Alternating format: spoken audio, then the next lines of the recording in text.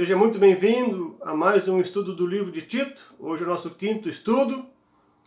E até aqui o Senhor tem nos ajudado bastante a aprender sobre como escolher lideranças para a Igreja de Cristo, para que a Igreja não se desvie. E hoje nós vamos estudar um pouco sobre o perigo de escolher más lideranças, de ter falsos profetas dentro da Igreja.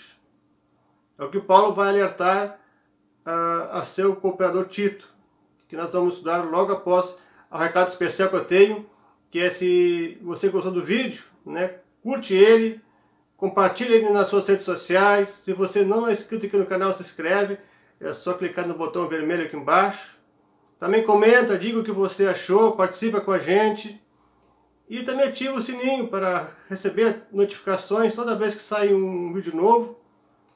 O YouTube vai te avisar e você tem o vídeo em primeira mão, tá certo? Vamos ao texto de hoje.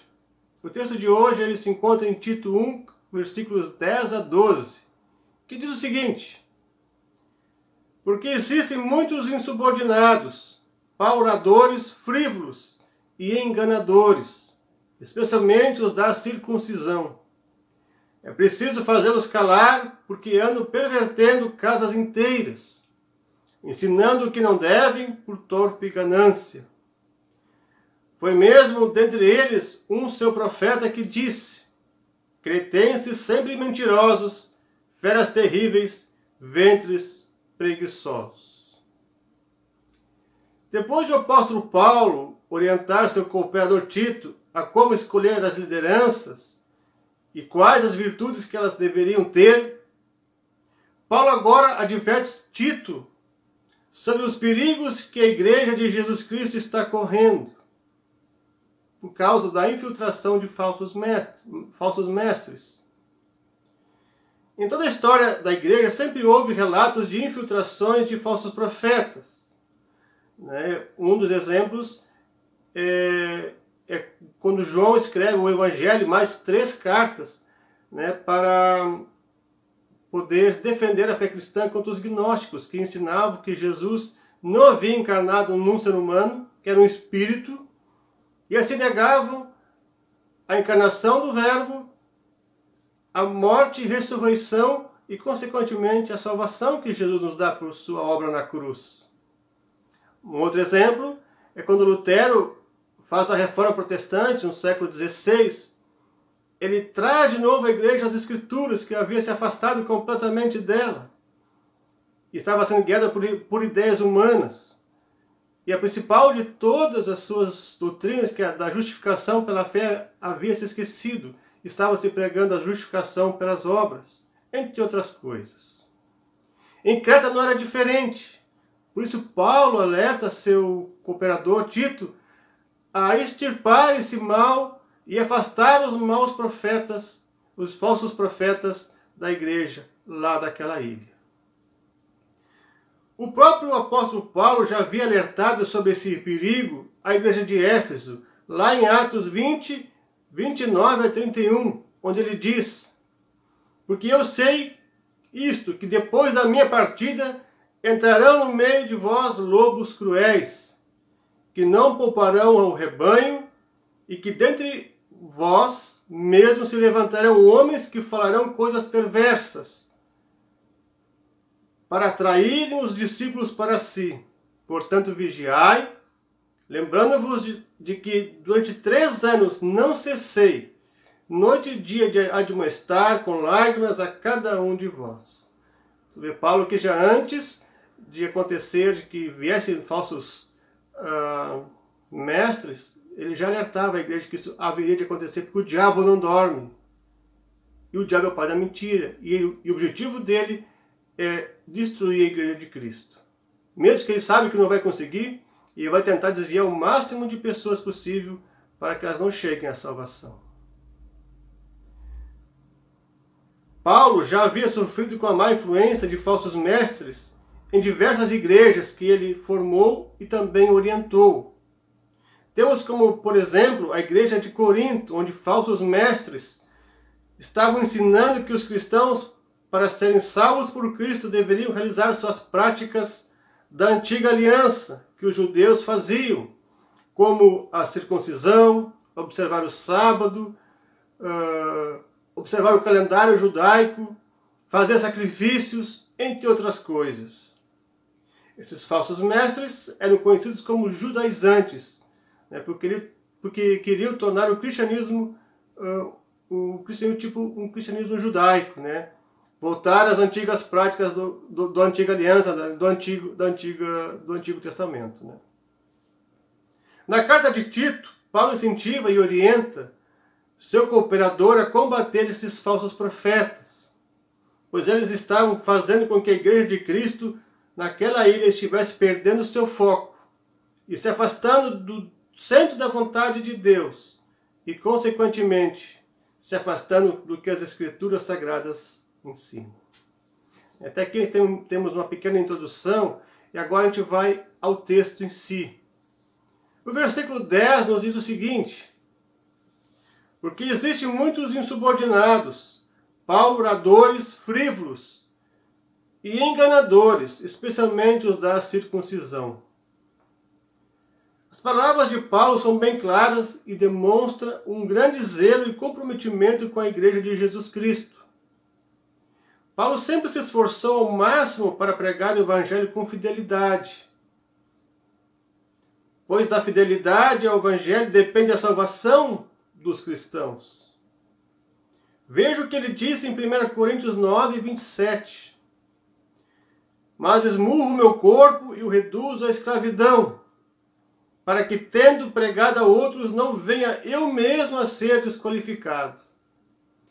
Todos nós passamos por tentações, e muitas vezes uma dessas tentações é querer o mais fácil. E com certeza, seguir a Cristo não é algo simples e fácil. Haverá momentos que nós seremos perseguidos por causa da nossa fé.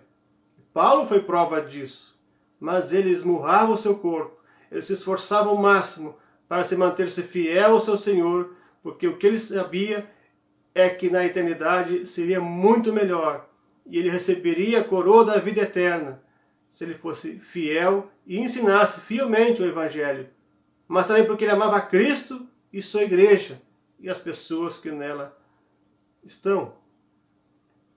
A fidelidade ao Evangelho, Paulo também recomendava aos seus cooperadores, como por exemplo a Timóteo. Lá em 2 Timóteo 4, 2, Paulo diz o seguinte a Timóteo: prega a palavra, insta, quer seja oportuno, quer não, corrige, repreende, exorta com toda longanimidade e doutrina.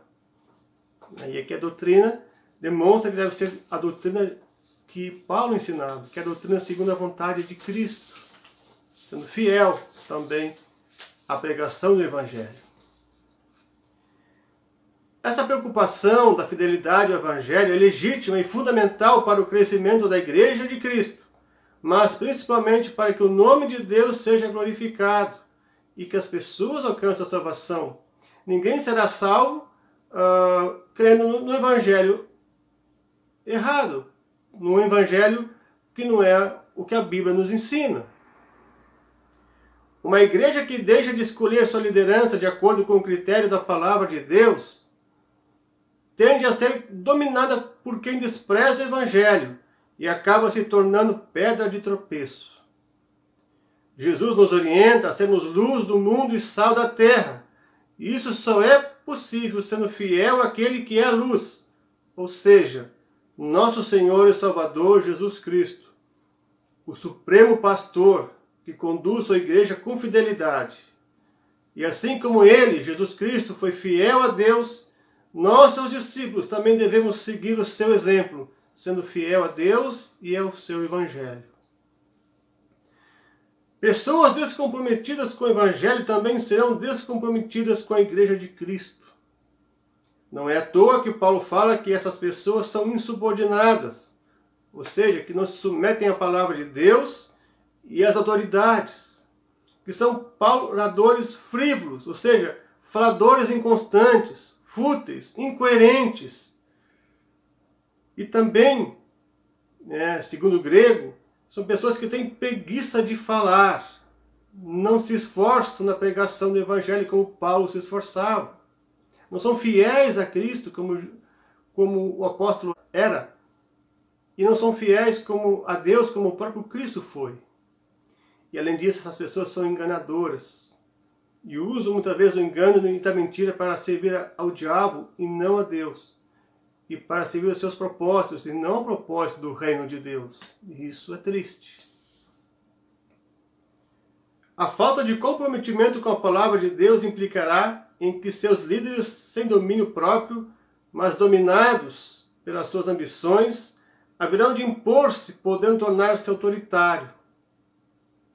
O que vai destacá-los não é o apego à palavra de Deus, e sim sua eloquência, e assim acabarão seduzindo o rebanho de Deus e levando ao mau caminho, ao caminho da perdição. Em suas viagens missionárias, o apóstolo Paulo já havia passado por diversas experiências dolorosas. Suas cartas dão testemunho de como pessoas mal intencionadas dominaram comunidades. Em Gálatas 1, 6 a 9, Paulo nos diz o seguinte. Lá ele alerta a igreja de Gálatas sobre esse perigo.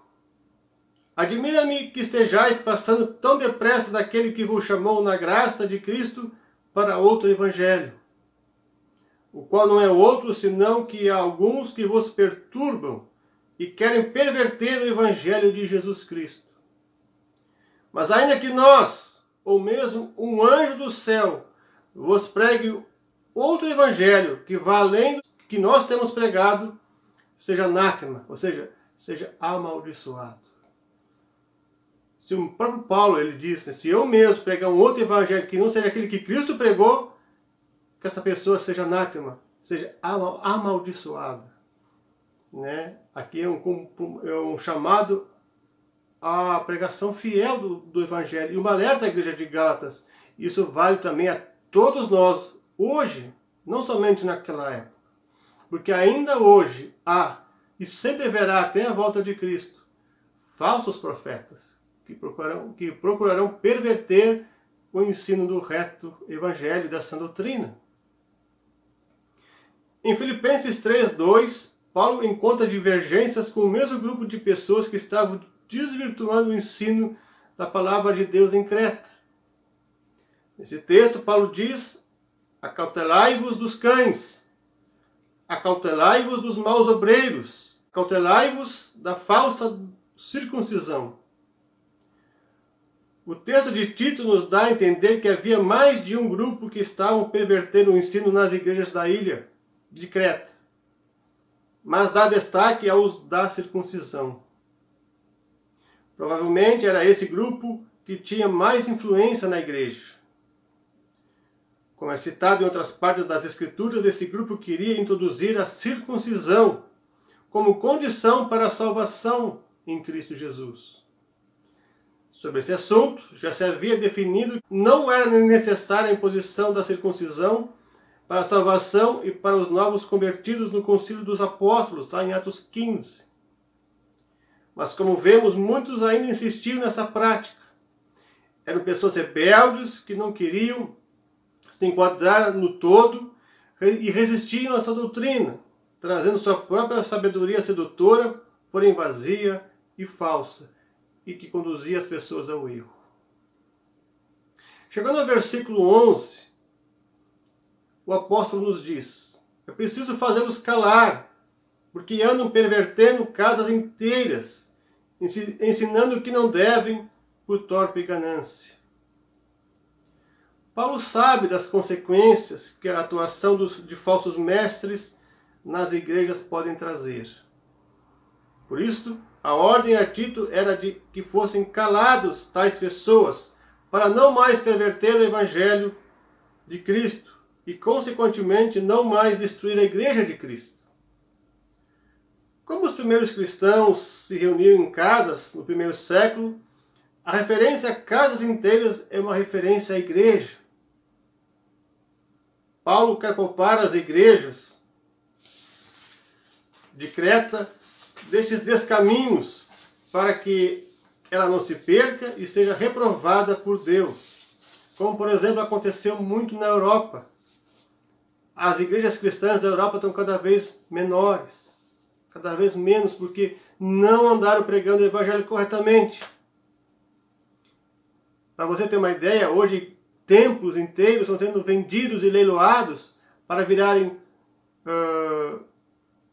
bares, hotéis e outros empreendimentos, porque não foram a fidelidade. Quando a igreja é fiel ao evangelho, Deus honra a igreja e faz com que ela cresça e se expanda.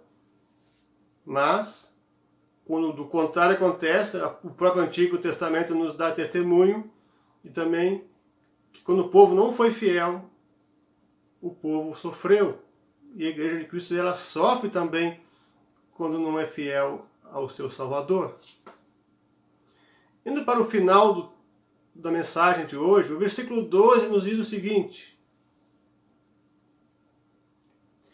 foi mesmo dentre eles um seu profeta, que disse: cretenses sempre mentirosos, feras terríveis, ventres preguiçosos. Ainda lembrando um pouco sobre o final do versículo 11, Paulo nos revela o motivo do falso ensino, a ganância. Isso não quer dizer necessariamente que esses falsificadores almejavam vantagens financeiras, mas poderia ser a busca por honra, fama ou status. Mas nós sabemos que hoje muitas pessoas buscam a palavra de Deus, ou buscam trabalhar na igreja para ter um bom salário, um bom carro, uma boa casa.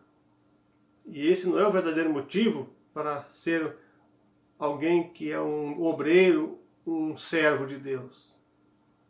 Aquele que busca verdadeiramente a Deus e vai buscar glorificar a Deus e honrar o seu nome, mas não por motivos financeiros. Mas também aqueles que entram na igreja para servir a Deus no presbitério, na liderança, ou sendo ministros, pastores, missionários, por status. E esse também é um motivo equivocado. E poderia ser esse o motivo desses falsos mestres estarem entrando na igreja de Creta também. Muito cuidado com isso. O Senhor conhece o coração de cada um, Ele examina nossos corações e pensamentos. E a palavra de Deus diz que vai ser muito mais cobrado aquele que serve na igreja no dia do julgamento. E se ele servir mal a Deus, a cobrança vai ser em dobro, conforme diz Tiago 13, versículo 1. Paulo cita o poeta cretense, aqui no versículo 12, Epimênides, que viveu no século 6 a.C., reverenciado entre os cretenses, e o chama de profeta, pois havia declarado que os cretenses eram mentirosos. Ou seja, eles eram uma arma do diabo, que é o pai da mentira, para desvirtuar a igreja de Cristo. Eram feras terríveis e tinham a mesma moral que os animais tinham. Eles agiam por impulso e não pela razão. E eram ventres preguiçosos, eram glutões, inativos, e eram prejudicial também ao evangelho e à igreja. O que esse homem dissera muitos séculos antes continua válido na época em que surgem as igrejas de Jesus, e hoje também. O diabo é inimigo feroz da igreja de Cristo. Por isso, ele não cansa de enviar seus profetas e servos. Seu ataque visa confundir a igreja e assim frustrar sua missão de anunciar o evangelho da salvação. Por isso, a liderança da igreja necessariamente terá de refutar as falsificações, especialmente aquelas que se camuflam como evangelho, mas não são. Todas as cartas do Novo Testamento, além do ensino da verdade, trazem a refutação da mentira. Pela mesma razão, o nosso anúncio da graça também terá uma dimensão apologética, ou seja, de defesa da fé cristã. Por isso, todo líder da igreja deverá conhecer bastante a palavra de Deus, mas não somente conhecer, saber defender o evangelho. 1 Pedro 3,15 nos diz que nós devemos dar razão da nossa fé quando alguém nos perguntar. Por isso, mas quando alguém nos questionar, é necessário também dar essa razão e provar por que nós cremos. Qual é a razão da nossa fé? E além de provar, contrapor o outro. Mas não tenho medo, o Espírito Santo vai nos conduzir e vai colocar as palavras certas na nossa boca, conforme diz Jesus no seu Evangelho. Ele que nos faz lembrar daquilo que temos ouvido e estudado, e nos ensinará todas as coisas, conforme de João 14, 26. Só quem luta e sofre na entrega total em favor de pessoas como fizeram Jesus, os profetas e apóstolos, pode desnudar sem papas na língua tudo que é podre e falso, para despertar um indivíduo, um grupo, uma igreja ou todo um povo, chamando-os ao arrependimento. Paulo escreve chorando acerca dos inimigos da cruz, que não eram seus inimigos pessoais, mas Paulo diz que o Deus deles era o seu ventre. E Jesus chora sobre os habitantes de Jerusalém que apedrejaram os profetas e também mataram a ele. Jeremias chora pelo orgulho de seu povo, exclamando: tenho visto as tuas abominações sobre os outeiros e no campo, a saber, os teus adultérios, os teus rinchos e a luxúria da tua prostituição. Ai de ti, Jerusalém! Essas seguradamente não são palavras lisonjeiras, mas tampouco podem ser consideradas ofensivas, pois são ditas por pessoas que amam a Jesus Cristo e sua igreja, e não podem sequer pensar em ver ela se perdendo. Pois assim como Cristo se entregou por nós na cruz em amor sacrificial, aqueles que amam a Ele e sua igreja também são capazes de dar seu sangue em favor da reta pregação do Evangelho e do Reino de Deus. Que o digam João Batista, John Hus, os apóstolos, Dietrich Bonhoeffer e os cristãos perseguidos de hoje, no mundo inteiro, que perdem suas vidas por não se dobrarem a falsos ensinamentos e para manterem firme a reta pregação da palavra de Deus e, claro, não perderem a salvação. Que Deus nos ajude nessa tarefa tão nobre, mas tão zelosa, e também que é importante para que as pessoas conheçam o verdadeiro Evangelho e cheguem à salvação. Que não venhamos a nos dobrar diante dos falsos ensinamentos e também não viemos a ser infiéis ao chamado que Deus tem nos dado. Para isso é necessário conhecer as Escrituras, ler bastante, meditar, ler livros bons e também, principalmente, pedir a ajuda do Espírito Santo, que vai nos ensinar todas as coisas. Pois o Senhor é fiel e não nos deixou sozinhos nessa tarefa, como Ele mesmo disse. Ele enviou o Espírito Santo para isso. Antes de terminar, quero fazer algumas perguntas para a sua reflexão. Como está a pregação do Evangelho na sua igreja? Está fiel à palavra de Deus? Você confere nas Escrituras o que está sendo pregado, se aquilo que está sendo explicado é conforme as Escrituras ensinam? Como está a pregação do Evangelho na sua igreja? Segundo, você tem sido um bereano que confere aquilo que está sendo dito no púlpito em sua Bíblia? Em Atos 17, nós vamos encontrar a história dos bereanos que examinavam tudo aquilo que estava sendo pregado pelo apóstolo Paulo, para ver se era aquilo mesmo que estava sendo pregado. Você é um desses também que examina? Você leva a Bíblia para o culto ou deixa em casa pegando poeira? Terceiro, o que você tem feito para aprender essa doutrina? Onde você tem buscado conhecimento? A sua fonte é segura? É boa? É confiável? Você tem buscado aprender na palavra de Deus? Ou tem buscado aprender em pregadores que são mais coach, ou são pregadores de autoajuda, do que pregadores do verdadeiro evangelho?